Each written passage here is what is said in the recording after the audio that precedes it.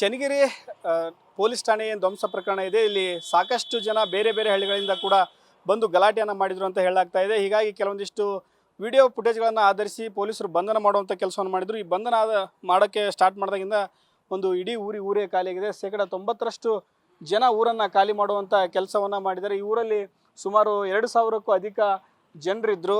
ಅದರಲ್ಲಿ ಸಾಕಷ್ಟು ಯುವಕರು ಮತ್ತು ಮಧ್ಯವಯಸ್ಕರು ಎಲ್ಲರೂ ಕೂಡ ಗ್ರಾಮವನ್ನು ತೊರೆಯುವಂಥ ಕೆಲಸವನ್ನು ಮಾಡಿದ್ದಾರೆ. ಕಾರಣ ಏನಂತಂದರೆ ಇಲ್ಲಿಂದ ಕೂಡ ಅಂದರೆ ಏನು ಆದಿಲ್ ಮೃತಪಟ್ಟಿದ್ದಾನಲ್ಲ, ಆತ ಇದೇ ಗ್ರಾಮದ ಮಹಿಳೆಯನ್ನು ಮದುವೆಯಾಗಿದ್ದ.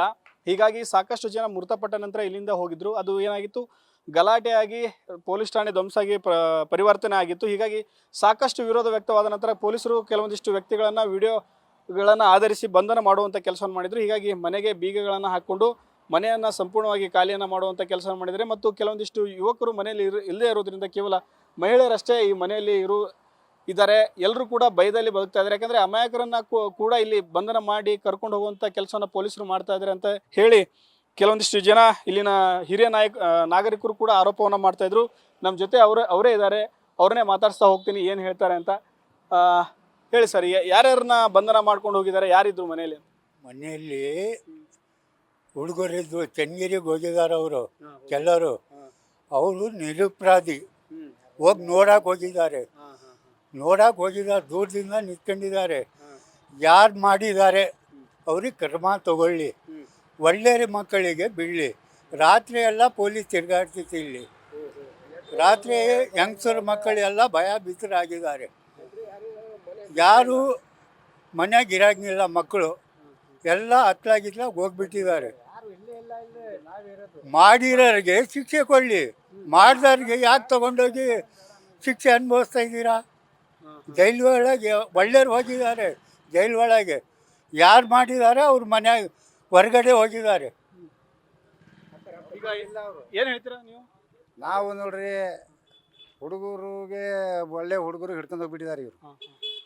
ಒಬ್ಬನು ಸಿಕ್ಕಿಲ್ಲ. ಅವರು ಎಲ್ಲ ಬೀಗ ಹಾಕ್ಯಂದು ಮನೆ ಬಿಟ್ಟು ಹೋಗಿದ್ದಾರೆ ಊರಾಗೆ. ಈ ಹುಡುಗರು ಹೊನ್ನೆಬಾಗಿಯಾಗೆ ಈ ನಮ್ಮೂರವರೆಲ್ಲ ಹುಡುಗರು ಎಲ್ಲ ಖಾಲಿ ಮಾಡಿದ್ರು, ಹೋದರು, ಹಿಡ್ಕೊಂಡು ಹೋಗ್ತಾರೆ ಅಂತ. ಒಬ್ಬರು ಇಲ್ಲ ಊರಾಗೆ. ಇನ್ನು ಯಜಮಾನರು ನಾವು ತಿರುಗ್ತಿರೋದಿಲ್ಲ. ಹೆಂಗೆ ಮಾಡಬೇಕಿದು ಊರು? ಹಿಂಗಾದ್ರೆ ಏನು ಮಾಡೋಣ? ಏನು ಸಮಸ್ಯೆ ಆಗ್ತದೆ ಯಜಮಾನ್ರಿಗೆ ತಮಗೆ? ಈಗ ಹುಡುಗರೆಲ್ಲ ಹೋಗಿದಾರಲ್ಲ, ಅಲ್ಲಿಗೆ ಯಾರು ಹೋಗಿದಾರಂತ ಯಾರು ನಮ್ಗೆ ಗೊತ್ತಿಲ್ಲ. ನಮಗೆ ಗೊತ್ತೇ ಇಲ್ಲ. ಇದು ಅಲ್ಲಿ ಚನ್ನಗಿರಿಯಾಗ ಗಲಾಟೆ ಆಗೈತೆ.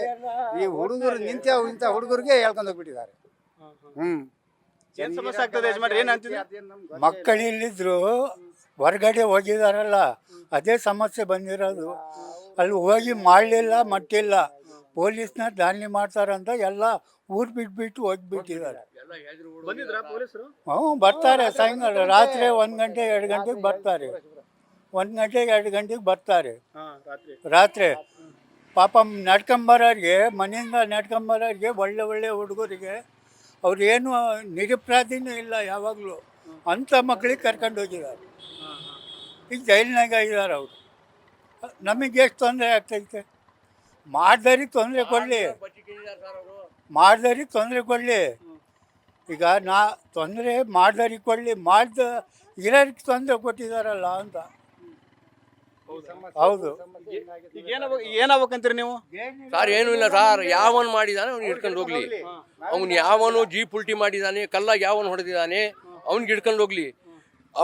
ಏನು ಮಾಡಲಿದ್ದರಿಗೆಲ್ಲ ಹಿಡ್ಕೊಂಡು ಹೋದ್ರೆ ಮನೆಯಾಗ ಹೆಣ್ಮಕ್ಳು ಹೊರಗೆ ಬರೋಂಗಿಲ್ಲ, ಎಲ್ಲ ಬೀಗ ಹಾಕ್ಯಂಗೆ ಕುಂತಿದ್ದಾರೆ ಸರ್. ಹೆಣ್ಮಕ್ಳು ಹೊರಗೆ ಬರೋಂಗಿಲ್ಲ. ನಮ್ಮ ಎಲ್ಲರೂ ದುಡಿಮೆ ಮಾಡಕ್ಕೆ ಹೋಗ್ಬೇಕಂದ್ರೆ ನಾವು ಕೂಲಿ ಮಾಡಕ್ಕೆ ಹೋಗೋರು.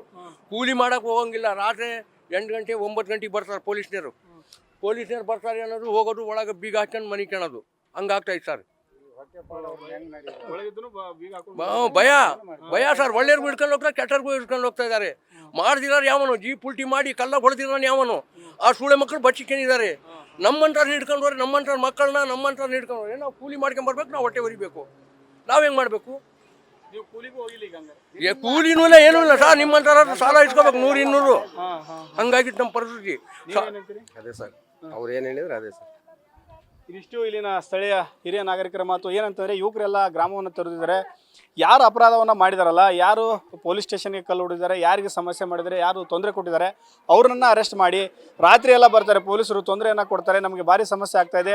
ಮಹಿಳೆಯರು ಕೂಡ ಮನೆ ಬಿಟ್ಟು ಬರೋಕ್ಕೆ ಹೆದರ್ತಾ ಇದ್ದಾರೆ. ಬಾಗಿಲು ಹಾಕಿಕೊಂಡು ಜೀವನ ಮಾಡುವಂಥ ಪರಿಸ್ಥಿತಿ ಎದುರಾಗಿದೆ ಅಂತ ಒಂದು ಅಳಲನ್ನ ತೋಡ್ಕೊಳ್ತಾ ಇರುವಂಥದ್ದು. ಕ್ಯಾಮರಾ ಪರ್ಸನ್ ಲೋಕೇಶ್ ಜೊತೆ Mahadev B G, news first, Davanagere. News first ನಿರ್ಭೀತಿಯಿಂದ ನಿಮ್ಮ ಪರವಾಗಿ.